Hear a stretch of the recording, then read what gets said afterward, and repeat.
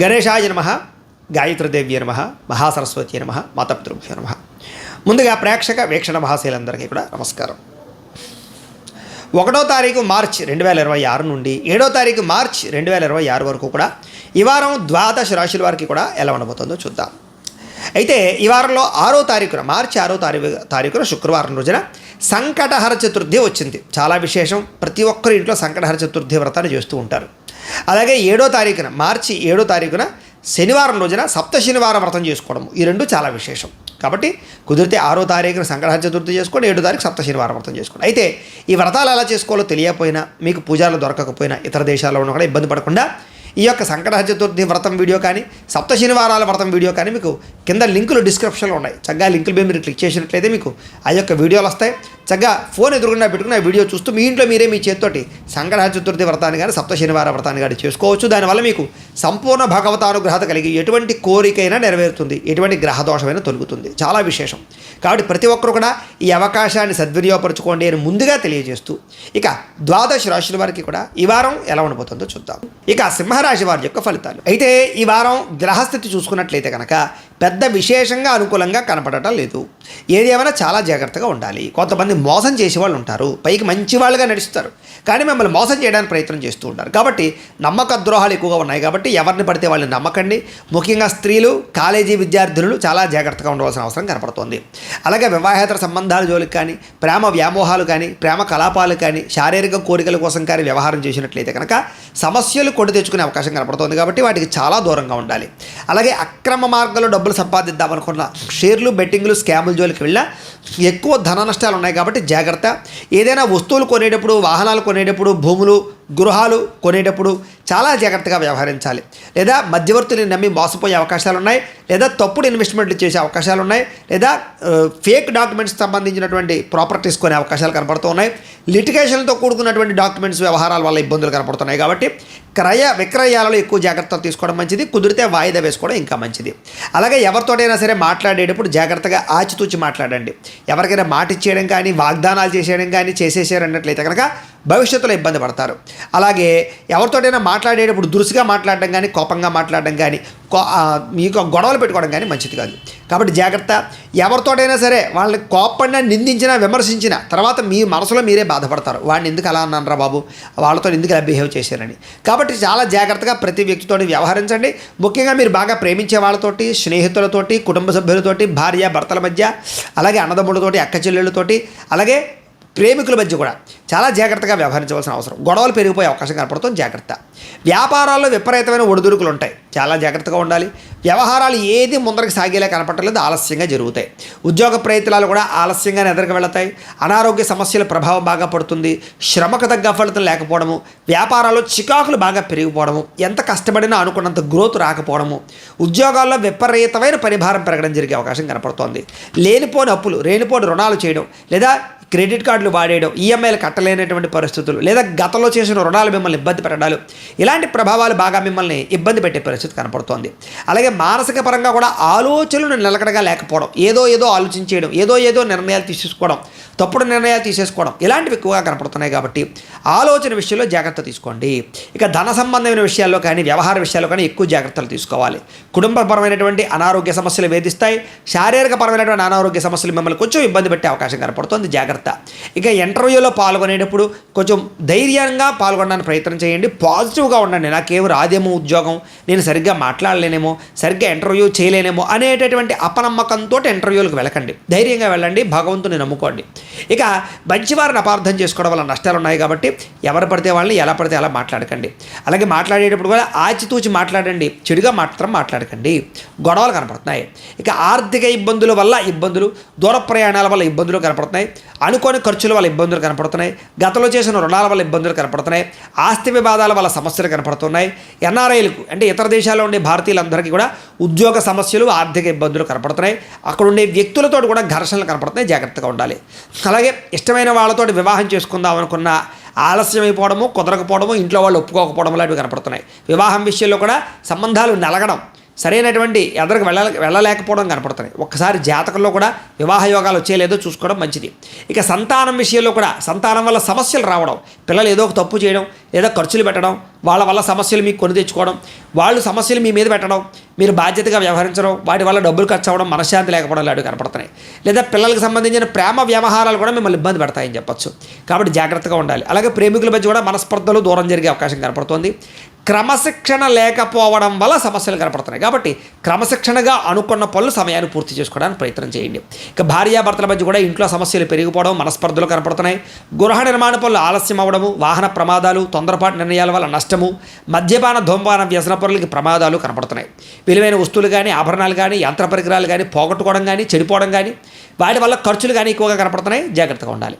ఇక విద్యార్థులు కూడా అనవసరమైనటువంటి వ్యక్తులతోటి వ్యామోహాలు పెంచుకోవడము, సెల్ ఫోన్ వ్యామోహాలు పెంచుకోవడం వల్ల చదువు పాడవడము, మీరు అనుకున్నటువంటి టెక్నాలజీ పరంగా ఆలోచన విధానం ఎదురుకు వెళ్ళేటటువంటి ప్రయత్నంలో కొంచెం ఆలస్యము జరిగే అవకాశం కనపడుతోంది.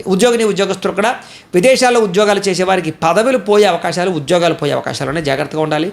ఇక్కడ ఉద్యోగాలు చేసేవారికి కార్యాలయాల్లో పని ఒత్తిడి బాగా పెరుగుతుంది, స్ట్రెస్ బాగా ఉంటుంది. జాగ్రత్త.